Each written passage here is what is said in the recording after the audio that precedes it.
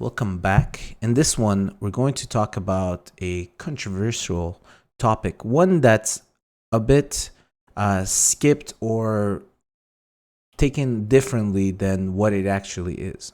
It's actually a question that you'll see in interviews at low-end companies and so forth, so on.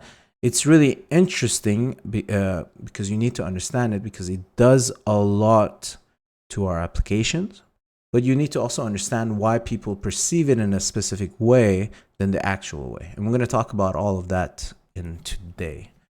So let's go ahead. Before we go further,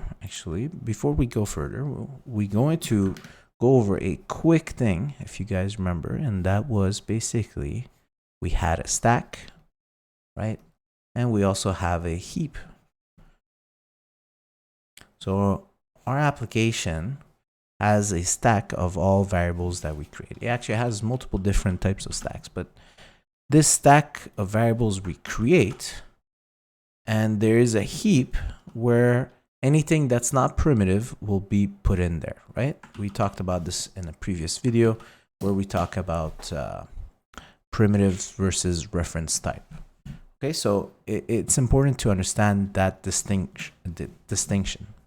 Now, let's put that to practice. Well, it's going to be in practice when we talk about variables being passed to our methods. So here we're going to create an age and we're going to set the value to 5. We're also going to go ahead and create another method.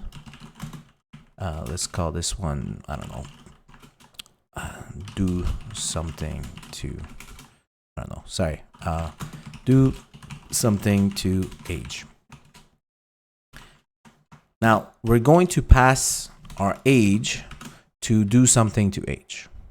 And we've seen it before, to pass something to a parameter, to get some input to our, to pass something to a method, to get something as an input for our method, we have to pass it inside the parameters. That's this part.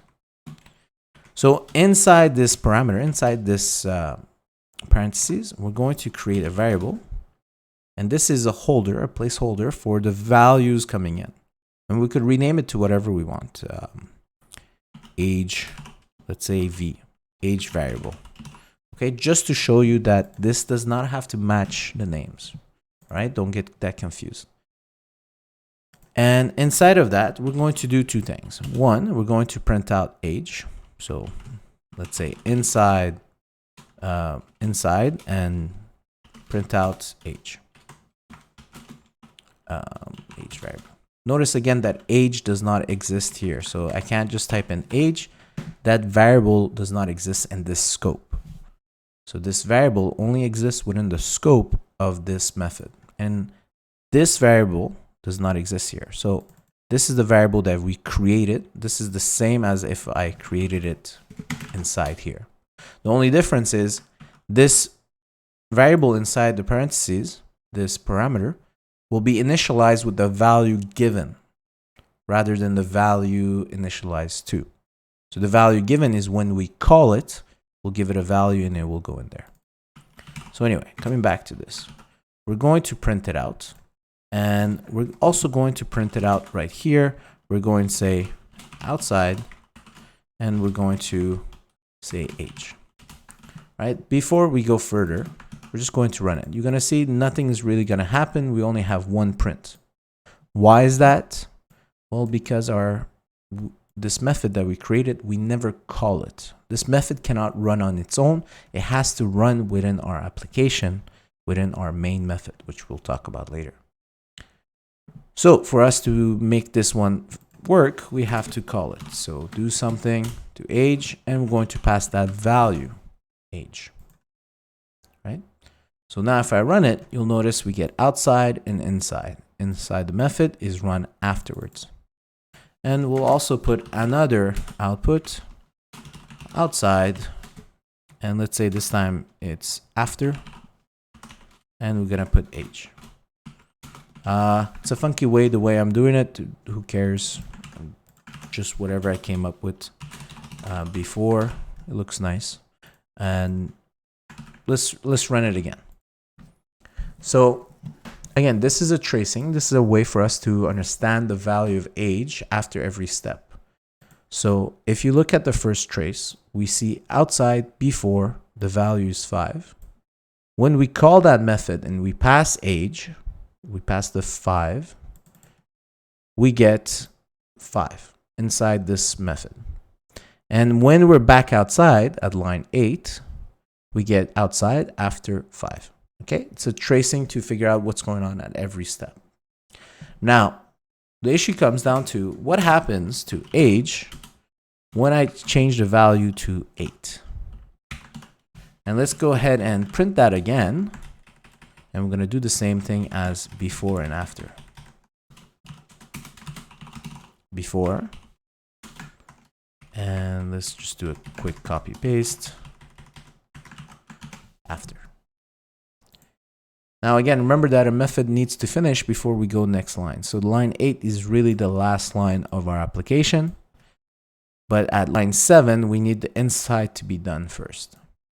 So let's go step by step. Line 6, we print out 5. We call our method and we pass in the age variable. Inside of that, we print out age variable. We got 5. It's the same thing we just passed. However, we change that value at line 13. We print it out again, and this time it's 8. As our value has been changed, we assign a new value. It's done. It works. It prints out 8. However, when we come outside, we notice that age is back to its normal value. Okay? And some of you are going to be like, well, that makes sense. The context of this variable is outside. We called this method, but we didn't give it our variable. Okay? And what's going on here, and we're going to put it into some terminology. What's going on here is we're doing a pass by value, which basically means copy. Okay? And it's always going to do that. So whenever we call a method, we're going to give a copy of the value. Okay? So here we're giving a copy of our age, not the variable age. We don't have the box. We're not giving it the box so they could change what's inside.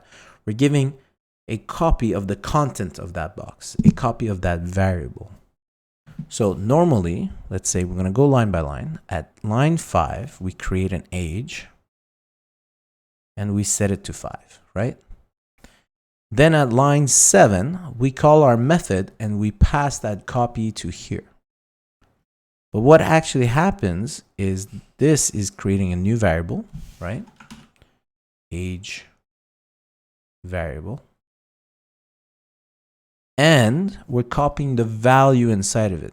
So if you notice on our stack, we actually have 2 variables with the same value, but there's 2 different variables. What that means is the moment I change this value, let me change it in a color. The moment I change this variable, the value of it, we're not changing both of them. We're just changing the one that we represent with age variable, right? And this is pretty easy. This is called pass by value. We copy the variable's value into the new one. Okay, this is pass by value. And whenever you call a method, it's always pass by value. Never anything different.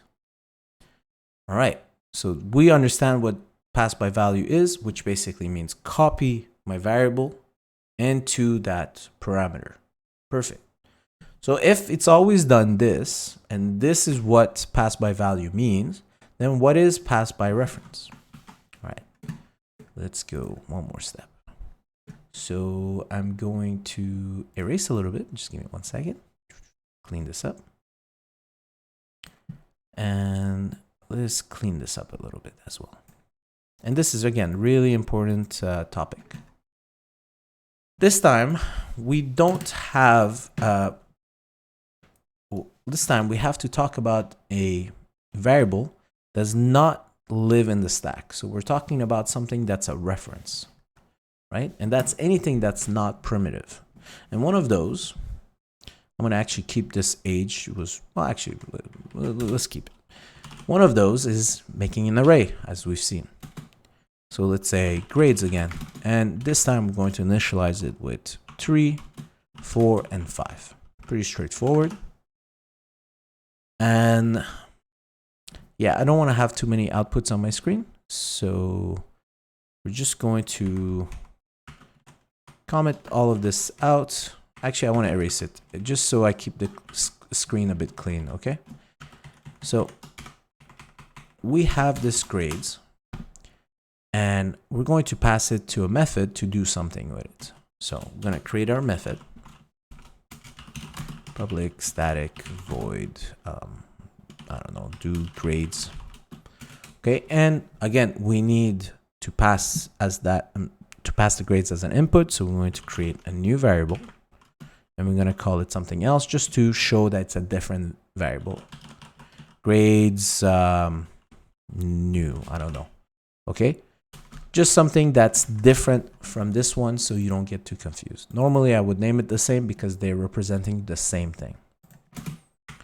Now inside of that method, we're going to do our well, one thing is we're going to call that method, so do grades, and we're going to pass in grades. Pretty straightforward, right? I should have kept those outputs. We're going to do again outside before, and we're going to add the value. Actually, we did a print before. There we go. I'm just going to go grab that print. I'm going to go put another method here to make my life easier. But rather than printing student grades, we're going to say print array. And rather than putting student anywhere, we're just going to say array position this. Okay. Let me clear the screen just so it's a bit obvious. So in the last video, we talked about arrays. And all I'm doing here is I'm printing every position and whatever that value is. And we're just going to change this to something more sensible. Array. Okay. So this is printing our array. So we're going to print our array by doing print array. And this is before. Right? And we're also going to print it outside after the method call. And again, we're going to make our life easier, call that print array. It's pretty nice, right? That print array. This is one of the great uses of a functionality. We call the function, we keep our code here clean. So what we're doing is we got a print before and the print after the call to our method. But we're going to do something special to this grades, this array that we have. What we're going to do special about it is that, well, again, we're going to print it. Right? Just remove the call.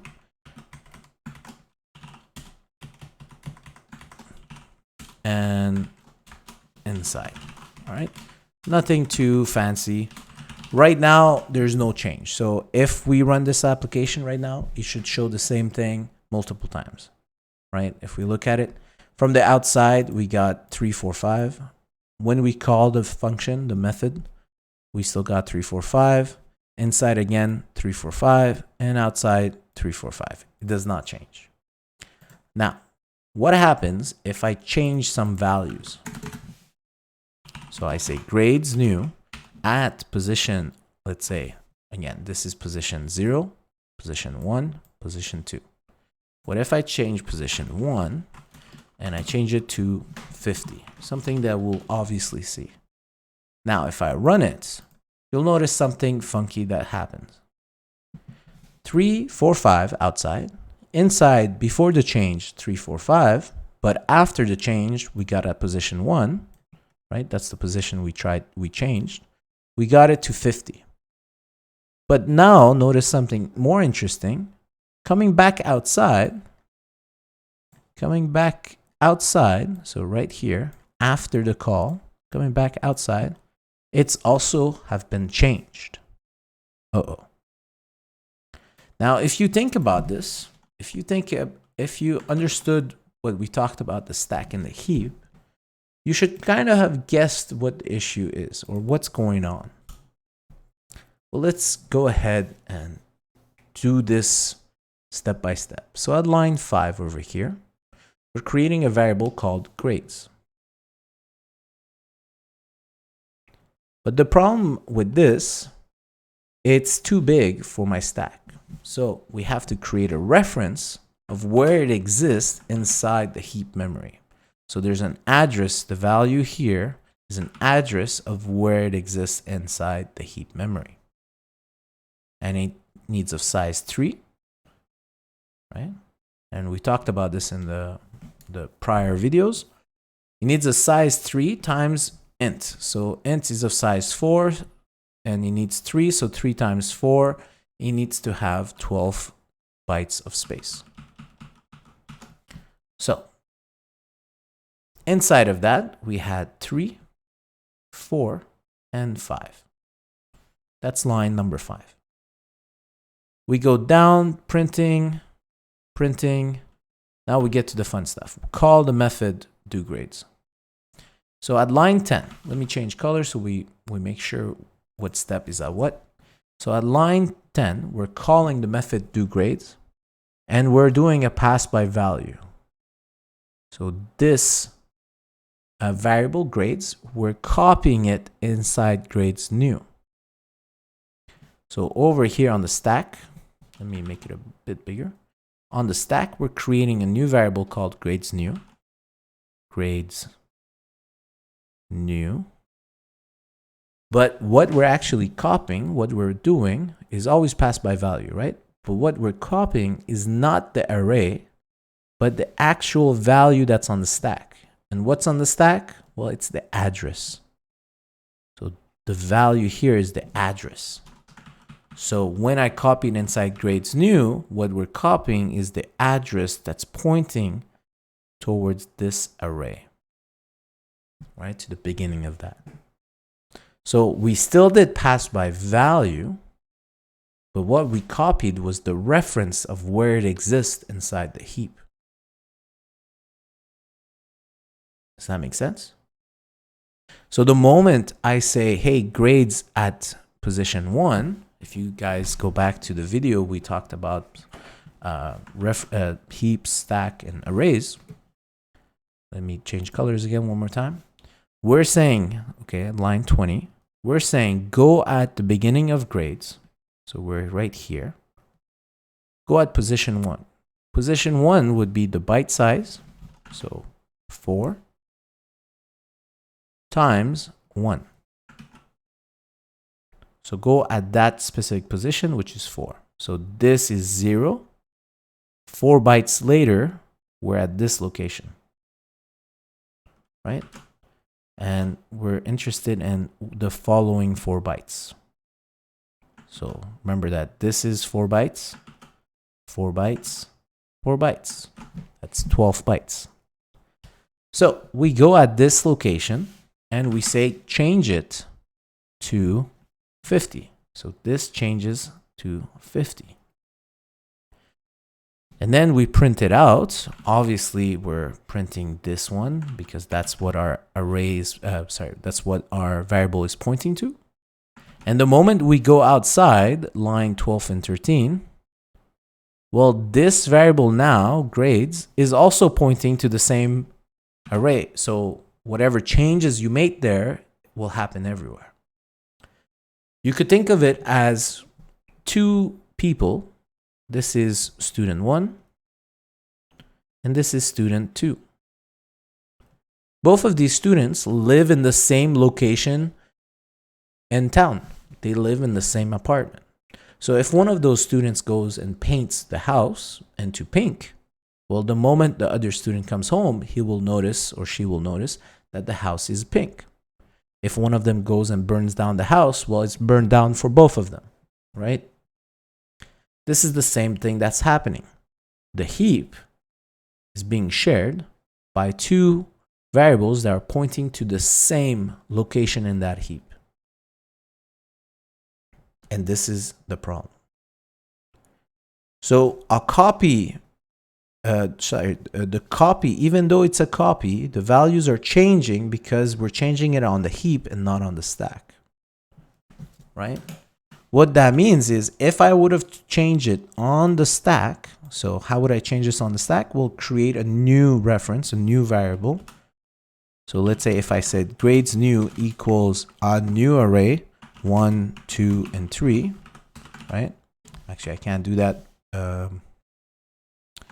I can't do that with, I have to do it new int, let's say 3, and I pass it position 0. Well, actually, let's just go ahead and change 1, okay? And we're going to leave the other 2 as the default value, okay? If I do this keyword over here is the moment we're creating a new variable, right? And we're going to talk about it a bit more in a later video. But the moment we're doing this, we're creating a new variable so that on the heap, we have to create a new location. So the moment this line 20 happens, let's do it in a new color. The moment this line 20 happens, let me actually erase. The moment this thing happens, what's going on is inside the heap, we're going to find a new position that could, again, fit 3 things. It could be more or less, whatever. And that's going to be the new address. And this is something called immutability. Immutability. And we'll come back and talk about it in a different video. But because we've done that, now at this location, location 1, we put 50, but the other array does not change. Let me take out my eraser. The other array does not change. So it stays at the initial value of 4. Let me just clean that up. So it stays at the initial value 4. So if I run this again, let me clear my screen. You'll notice now, so initial printing outside is 3, 4, 5. Good.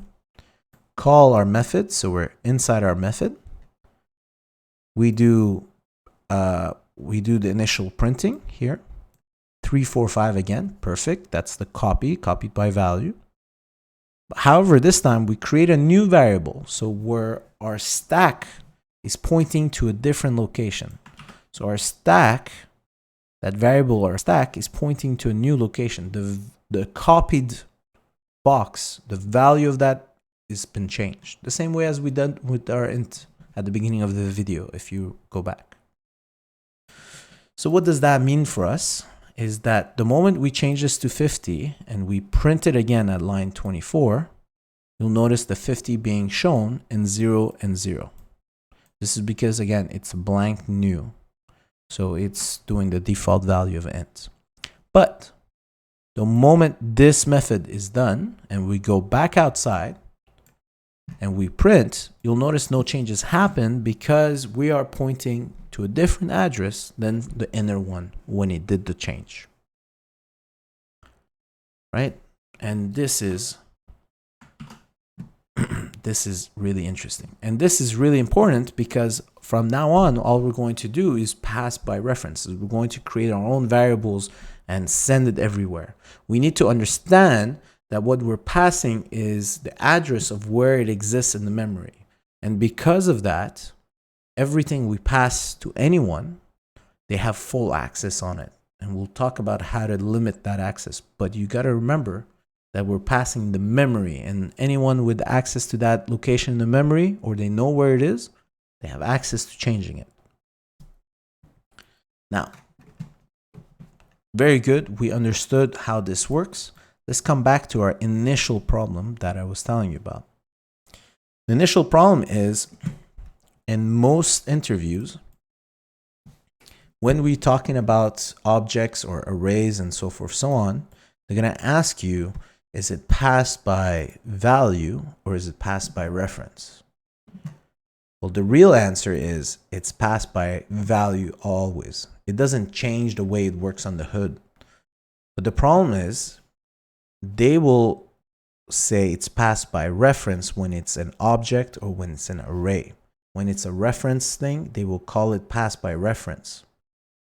because they assume right away that anything reference is copied and so forth, so on. Either it's they don't care and they believe it's an assumption, and we already know that having that reference will give you access to the actual object, or they're kind of dumb and they just gave up on trying to understand better, or really they didn't learn it correctly, or they don't care. Whatever the reason is.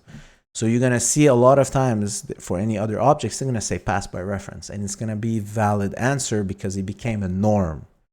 But truly, if you want to go up the levels, eventually you're going to see someone telling you, what the hell are you talking about, right? It's not pass by reference. It's always pass by value. It's always a copy, right? It's always the value is copied in here.